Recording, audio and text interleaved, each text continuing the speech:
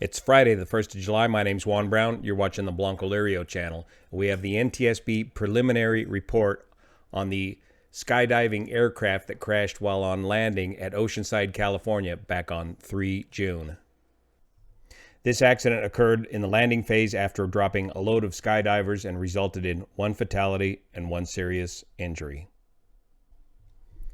On 3 June 2022, about 1:47 local time, the Cessna 208B Supervan 900 airplane, that's the clue that the aircraft has been converted to this Garrett TPE 331 direct drive turboshaft engine. November 7581 Foxtrot was substantially damaged when it was involved in the accident near the Oceanside, California airport. The left seat pilot was fatally injured and the right seat pilot was seriously injured. The aircraft was operating under FAR Part 91, General Aviation Rules, for skydiving flight. On the day of the accident, the pilots were performing skydiving flights while the right-seated pilot was training the left-seated pilot on the operation. A flight would consist of the pilots taking a group of approximately 17 skydivers to an altitude of about 11,500 feet, mean sea level, to jump out, and then they would land back at the airport. The flight started about 10:15 and averaged about 17 minutes in duration, with about 15 minutes on the ground between each flight. The airplane's engine was operating the entire duration. I'm not sure what they mean by that, because it kind of conflicts with some of the rest of the report here, at least the pilot statement. The pilots completed 6 flights without incident and departed on the accident flight at 13:31 local time, 1:31 local. The right-seated pilot stated he could not recall many of the details leading up to the accident. He remembered that on the accident flight, everything was normal with the departure and the unloading of the skydivers. The airplane was descending as expected with the power at idle. As the airplane turned onto final approach, about 3 miles from the approach end of the runway 25, the right-seated pilot attempted to increase the power by slightly nudging the throttle forward. He noticed that the engine power did not increase as expected and moved the throttle lever further forward. The lever was still unresponsive, and he estimated the airplane was about 400 feet above the ground. He aimed for an open dirt field and observed a berm in the immediate flight path. In an effort to avoid the berm, the pilot maneuvered the airplane into a right turn. Investigators reviewed FAA-provided ADSB flight track data covering the area of the accident during the time surrounding the accident. After departing from runway 25, the airplane made a gradual climb to 11,575 feet MSL and a circle to the right back to the airport, and the airspeed was reduced, presumably to unload the skydivers, and that's what you do. You slow the aircraft down when it comes to drop time, so they're not dealing with so much wind. And then the airplane made a steep turning descent, reaching 133 knots when transitioning to the downwind leg of the traffic pattern. Remember, that's well within the design limitations of the Caravan. That's not exceeding anything airspeed wise. The airplane was at an altitude of about 2,400 feet MSL and 2.6 nautical miles from the approach end of runway 25 when it turned onto the final approach. When the airplane was about 2 nautical miles from the runway, it made a right 360-degree turn. That's this turn illustrated right here, which was about a half mile in diameter. At 13:46 at 1,025 feet MSL, the airplane rolled out of the 360-degree turn and continued west towards the runway, and the airplane was roughly following Highway 76, making a gradual descent. About 33 seconds later, the airplane's speed dropped to 92 knots as it passed through 500 feet MSL. And again, this is ADSB data. The last recorded hit of ADSB data at 13:47 and located about 975 feet east of the accident site at that time, the data indicated the airplane was at 100 feet MSL, about 60 feet above the ground, at a speed of 68 knots. Now that's getting right close to the stall speed for a Cessna Caravan. Witnesses stated that they observed the airplane flying at a very low altitude. The airplane then pitched down in a nose-low attitude and banked to the right. The airplane impacted terrain and collided with the side of a berm.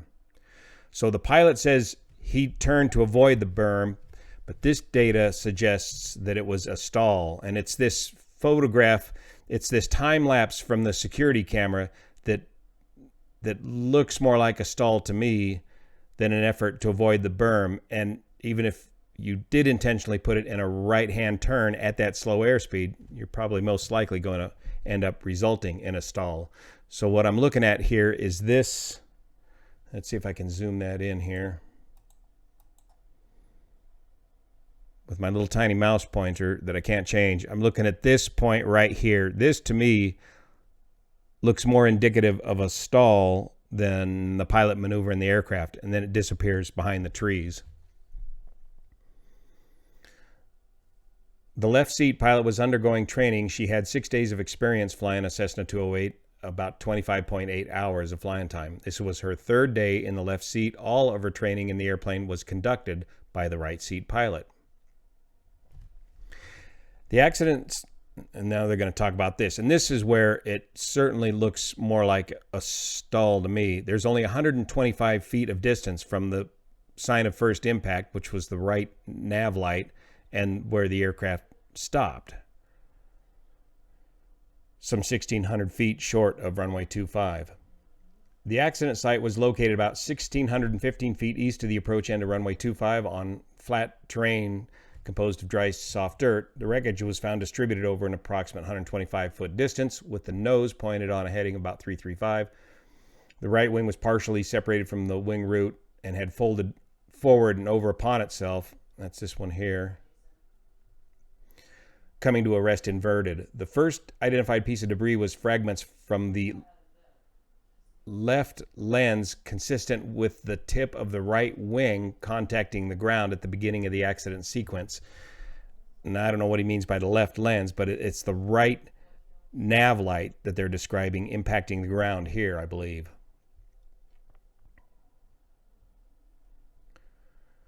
The flaps were found in the retracted position. There were about 50 gallons of fluid consistent in appearance and odor with Jet A fuel recovered from the right wing. No fluid was recovered from the left wing, but the fuel line had separated from the connection into the fuselage. So that fuel probably leaked out. So it appears that there was plenty of fuel on board the aircraft. The fuel system remained unbreached from the header tank to the engine's fuel nozzles. There was fluid found in the header tank, in the airframe fuel filter, and in several fuel lines before and after the fuel control unit. The preliminary findings from the engine teardown, e.g. several compressor blade tips curled in the opposite direction of rotation and metal splatter on the turbine discs and stators, were consistent with the engine running at a low power setting at the time of impact. Okay, so that's why they're saying that the engine continued to operate, but the pilot's saying he pushed the power up and nothing happened. So based on that description and this evidence here, it appears to me that the aircraft stalled it in, just trying to stretch it to the airport. Now, it could also be that this pilot did start that right-hand turn, but just didn't have enough altitude or airspeed, enough energy to get the desired amount of turn that he wanted, and then get the wings leveled and safely land this airplane before he hit the ground. So he could have hit the ground while in a right-hand turn, but that short distance of only 125 feet sure looks like a stall to me. Maintaining your energy after an engine failure is a very tough thing to do, and it's what gets a number of us every year. And this is why I keep this picture on my screensaver, because this can happen to any of us. This is me practicing a full stall landing at 7,000 feet, trying to minimize my landing distance up at elevation here. And I stalled the airplane in from, I don't know, probably 4, 5, or 6 feet. That right wing just went away. With very little warning, it just dropped. And then look at my inappropriate natural human response to the right wing dropping. I'm throwing in left aileron, which is not helping. It's only exacerbating the situation. I've got some left rudder, but not full left rudder, where I really need to be leaving the ailerons neutral and booting the rudder. And of course, I'm honking full up elevator in an effort to achieve the full stall landing. This worked out fine. I was inches from scraping the wingtip there, but the bungees worked good on the Husky, and no harm, no foul. But when this thing gave away, it just gave away with very little warning. it was done.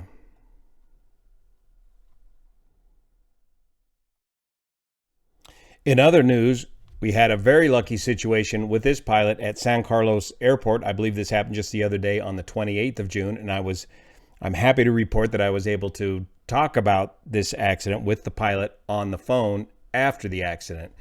In this case, well, this was another engine failure on downwind, and he was stretching the glide back to the San Carlos Airport. And in this case, he did get a nibble of a stall at about 400 feet. He pushed the nose down and straightened out the wings with the rudder, not using the ailerons, and was able to continue stretching the glide to the airport. But unfortunately, he clobbered the fence right there, just short of the airport, and ended up in an extremely lucky situation. This one empty tie-down spot here at the very busy San Carlos Airport in the San Francisco Bay Area. And I'm not sure the direction of flight of how he missed those poles and wires right there, if he was to the left or the right of those, but he was on the right downwind. Let's see, he would have been coming in to land on runway 12. So and here's the general area where he ended up here at San Carlos after busting through that fence and just missing all these wires and light poles and buildings here. Let's go back up in the... So he had taken off from runway 30, the normal departing runway, into the wind at San Carlos. Then you've got a lot of very busy buildings around here, and I believe the departure procedure is still to turn down the diamonds away from all that. But somewhere around in here on a right downwind, the engine quit altogether, so he had to make the glide back to the airport, and he just stretched it and came in to this tie-down spot right here. The last two videos this pilot said he watched was the Oroville stall spin crash video on this channel and the tragic loss of the Cessna 140 out at Nebraska video. Here's some more pictures of his Cessna 140. Just very, very lucky. Just open that thing right up. He also had recently installed these shoulder harnesses, allowing him to walk away after he clipped that fence and won the short field landing contest in a Cessna 140. What do you got there? One airplane length, basically? Man. Note, too, coming in to land from this direction put him in a tailwind situation. And when you see that ground rushing up in a tailwind situation, the desire is even stronger to pull back instead of push forward as you get close to the ground.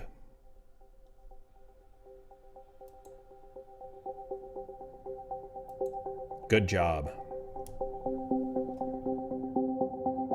So thanks so much for your support of this channel, especially over the folks on Patreon that make this content possible. Get out there and practice your stalls and falls in your airplane. Load it up with the proper amount of fuel and loading. Try it at a higher density altitude. Learn your limitations. Maintain aircraft control. Keep that aircraft flying all the way into the scene of the accident. See you here.